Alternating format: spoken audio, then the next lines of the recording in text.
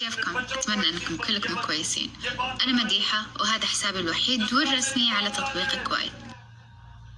इन्होंने मिलके इन 3 सीजन्स ने मिलके इन्होंने क्या किया, बताएं जरा क्या किया। इन्होंने यहाँ साजिश की, अमेरिकनों ने इनके साथ मिलके, और अमेरिकनों नहीं है जो बाइडेन एडमिनिस्ट्रेशन है, इन्होंने मिलके यहाँ इनके साथ साजिश की। इन्होंने हमारे लोगों को अमेरिकन एम्बेसी में बुलाया, उनको तैयार किया, और उसके बाद एक डोनाल्ड लू, एक अमेरिकी अंडर सेक्रेटरी, उसने बुला के हमारे एम्बेसडर को अमेरिका में कहा कि अगर आप इमरान खान को इस अदम एतमाद में अगर इसको आपने जता दिया, यानी अगर ये अदम एतमाद फेल हो गई इमरान खान के खिलाफ, तो पाकिस्तान के खिलाफ, पाकिस्तान को हम आइसोलेट करेंगे, इसके खिलाफ हम एक्शन लेंगे, धमकी दी। लेकिन अगर इमरान खान को आपने हटा दिया, अदम एतमाद को कामयाब कर दिया, तो उन्होंने कहा कि हम आपको माफ कर देंगे, क्योंकि उनको पता था कि चेरी ब्लॉसम शहबाज शरीफ आ जाएगा इमरान खान की जगह, और वो फिर उनकी खिदमत करेगा, और खिदमत शुरू हो गई है। इन्होंने मिलकर साजिश की, यहां भी इनके हैंडलर बैठे हुए थे, इन सब ने मिलके प्लान किया और गवर्नमेंट गिरा दी। अब मैं ये आपसे पूछता हूं पाकिस्तानियों, आज मैं आपसे पूछता हूं कि वो कौन सा इतना बड़ा मसला था जो सब ने मिलकर गवर्नमेंट गिराई। आप ये समझें कि उस वक्त हमने पाकिस्तान को मुश्किल वक्त से निकाल लिया था, एक मुल्क जिसका दिवालिया निकला हुआ था। यही इन्होंने 10 साल दोनों ने मिलकर जो डाके मारे थे, मुल्क को कंगाल किया, बैंकरप्ट किया, मकरूज किया, इदारे तबाह किए, सबसे बड़ा बैरूनी खसारा छोड़ के गए $20 अरब का, वो मुल्क हमें मिला। और मुझे आज फख्र ये है कि सब मुश्किलों के बावजूद हमने अपने मुल्क को खड़ा किया। हमने आहिस्ता आहिस्ता अपनी कंस्ट्रक्शन की इंडस्ट्री ठीक की, अपनी ज़राई, अपने किसानों की मदद की, मुल्क खड़ा हो रहा था। तीसरे साल में 5.6% हमारा मुल्क बढ़ा था, आगे दौलत में इजाफा हो रहा था, ग्रोथ रेट थी, रिकॉर्ड एक्सपोर्ट्स थी, हमने सबसे ज्यादा आमदनी बढ़ाई, टैक्स इकट्ठा कर रहे थे, हमने जो किसानों की मदद की, सबसे ज्यादा पैदावार किसानों ने हमारे दौर में की। तो जब ये हो रहा था तब ये साजिश हुई। तो मेरी आज बात सुने अटक के लोगों, जब ये मुझे साजिश का पता चला तो मैंने उन लोगों को, जो लोग साजिश रोक सकते थे, मैंने उनको ये बताया कि हमने बड़ी मुश्किल से मुल्क की माइशत को संभाला है। अगर अभी ये साजिश कामयाब हुई तो मुल्क को मुश्किलात का सामना करना पड़ेगा। मैंने भी बताया, मैंने शौकत तरीन फाइनेंस मिनिस्टर को कहा कि बताओ, लेकिन मुझे अफसोस से कहना पड़ता है कि हम कुछ नहीं कर सके। और आज क्या हुआ है? आज पाकिस्तान का रुपया तेजी से गिर रहा है। हमारे जो फॉरेन एक्सचेंज रिजर्व्स हैं वो इन 2 महीनों में 30% गिर गए हैं। हमारी स्टॉक एक्सचेंज नीचे, महंगाई, हर चीज महंगी, बिजली महंगी, आगे मजीद और महंगाई, हमारी माइशत नीचे जा रही है। कौन जिम्मेदार है इसका? कौन जिम्मेदार?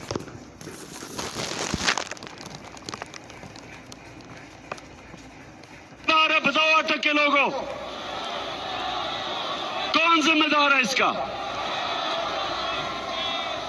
और मैं जो आज आपके पास आया हूं, मेरे पाकिस्तानियों याद रखो कि ये वक्त अब है कि आपने अपने मुस्तकबिल के लिए, अपने बच्चों के मुस्तकबिल के लिए आपने सब ने मेरे साथ निकलना है।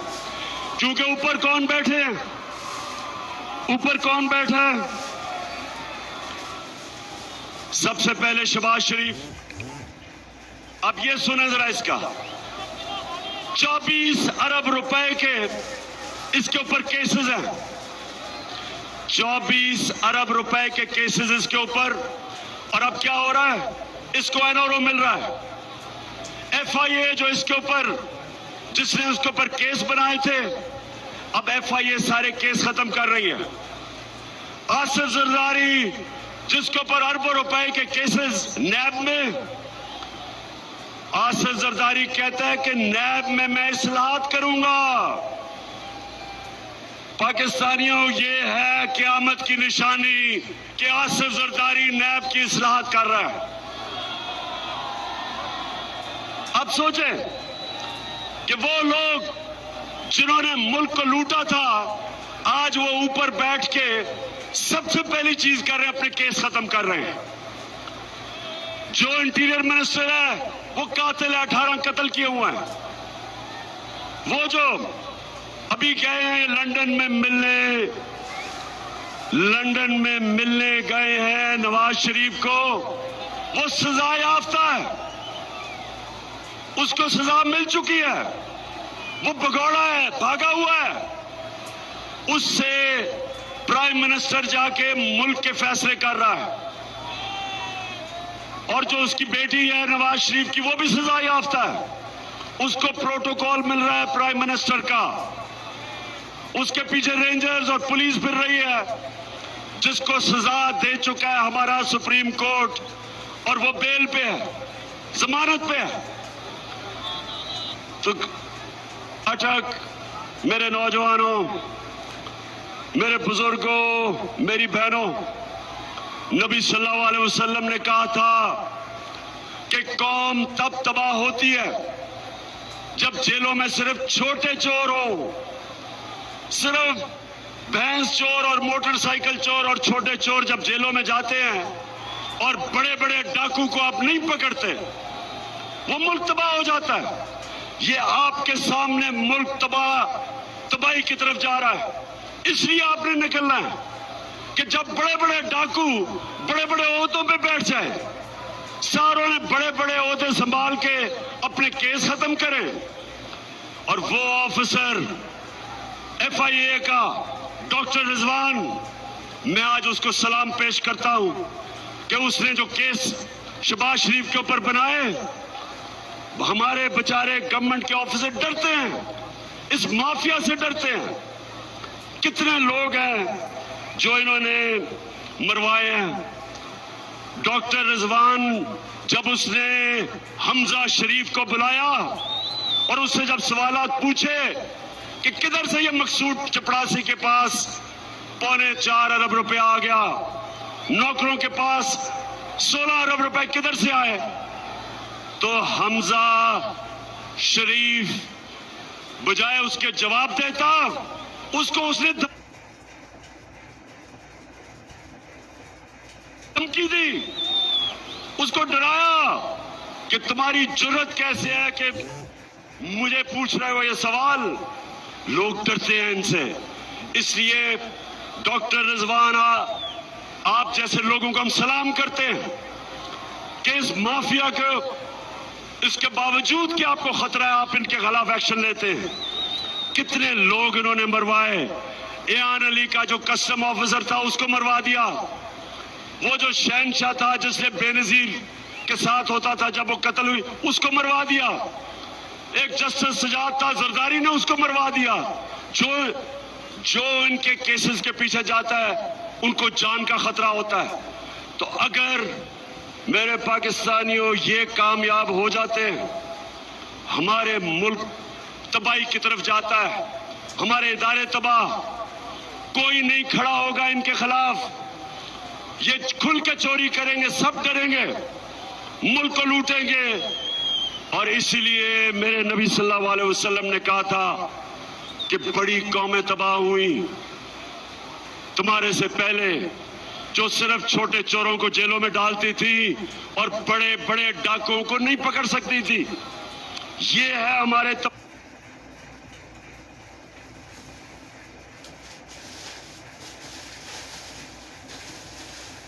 بھائی کا راستہ. اور اس لیے میرے اٹک کے لوگوں اور میرے پاکستانیوں، اس لیے آپ نے سب نے میرے ساتھ نکلنا ہے. جب میں آپ کو کال دوں گا 20 تاریخ کے بعد، آپ نے سب نے نکلنا ہے اور آپ نے کسی چیز کا خوف نہیں ہونا چاہیے. آپ کو نوجوانوں، میرے نبی صلی اللہ علیہ وسلم نے مدینہ میں کیا کیا تھا؟ آپ کو میں آخری بات کرنے جا رہا ہوں، غور سے سنیں. وہ مدینہ کے لوگ جن کی کوئی حیثیت نہیں تھی، میرے نبی نے کیا کیا تھا کہ وہ دنیا کی امامت کرنے لگ گئے. تھوڑی دیر میں عظیم لوگ بن گئے.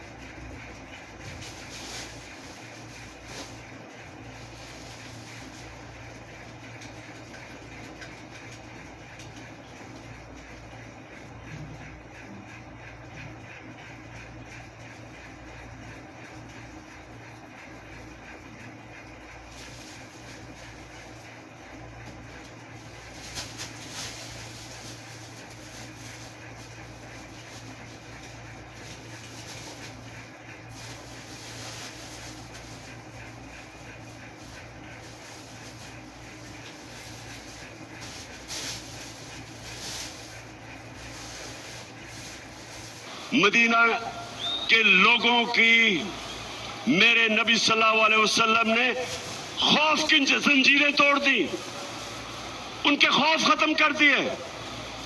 خوف کی زنجیر جو انسان کو اوپر نہیں آنے دیتی، اس کی پرواز اوپر نہیں جاتی. ڈرے ہوئے لوگ کبھی آزاد نہیں ہوتے. جب انہوں نے ان کی خوف کی زنجیریں توڑی، وہ لوگ عظیم لوگ بن گئے. آپ کے سب کو سمجھنا چاہیے کہ یہ جو اب آزادی کی، ہماری حقیقی آزادی کی جو ہماری تحریک ہے، اپنے خوف ختم کر دیں. 3 ہی خوف ہوتے ہیں انسان کو.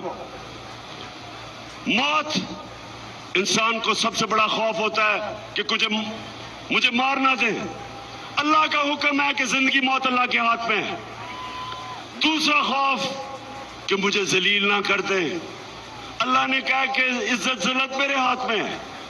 اور تیسری، رزق، میری نوکری نہ چلی جائے، مجھے نوکری سے نہ نکال دیں. اللہ نے کہا ہوا ہے کہ رزق میرے ہاتھ میں ہے. تو ڈر کس چیز کا ڈر ہے آپ کو؟ اس لیے آپ نے سب نے میرے ساتھ نکلنا ہے. اور میں نے انشاءاللہ جب میں آپ کو کال دوں گا، ہم کبھی اسلام آباد میں جب تک یہ الیکشن نہیں اناؤنس کریں گے، یہ ہماری تحریک جاری رہے گی. کوئی پیچھے نہیں ہٹے گا. ساری قوم کو میں آج دعوت دے رہا ہوں، تحریک انصاف کو نہیں دعوت دے رہا، اپنی قوم کو دعوت دے رہا ہوں، پاکستانیوں کو دعوت دے رہا ہوں. سارے اپنے لوگوں کو، نوجوانوں کو، بچوں کو، فیملیز کو، اپنے سرکاری نوکر، اگر وہ ڈرتے نوکریاں چلی نہ جائیں تو اپنی فیملیز کو بھیجنا. ہمارے پولیس والے، ہمارے فوجی اپنی فیملیز بھیجیں، کیونکہ یہ پاکستان کی آزادی کی جنگ ہے. یہ میری جنگ نہیں ہے، یہ ہماری آزادی کی جنگ ہے. 2 قسم کی، نہ ہم کسی دوسرے باہر کے ملک کی غلامی کرنا چاہتے ہیں اور نہ ہی ہم ان چوروں کی غلامی کرنا چاہتے ہیں. 2 قسم کی ہماری جنگ ہوگی. باہر کی جو سازش اس ملک میں اپنے پتلے رکھنے کے لیے، اس سے ہم نے آزاد ہونا ہے. اور یہ جو چور اور ڈاکو ہمارے اوپر مسلط ہو گئے ان سے آزاد ہونا ہے. اٹک کے لوگوں آپ تیار ہو؟ ہاتھ کھڑا کر کے بتاؤ.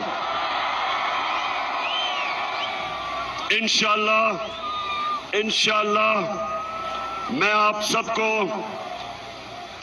کو میں ملوں گا اسلام آباد میں. جو اسلام آباد نہیں آ رہا ہے وہ اٹک میں نکلیں گے, لیکن نکلنا ہر پاکستان کے شہری نے ہے. اور یہ میرا پیغام سب کو ہے کہ جو بھی کوشش کریں گے آپ, میں جیل جانے کے لیے تیار ہوں, لیکن میری قوم نکلے گی. میں اپنی جان کی قربانی دینے کے لیے تیار ہوں, لیکن میں کسی صورت نہ ان چوروں کو مانوں گا, نہ امریکہ کے غلاموں کو مانوں گا.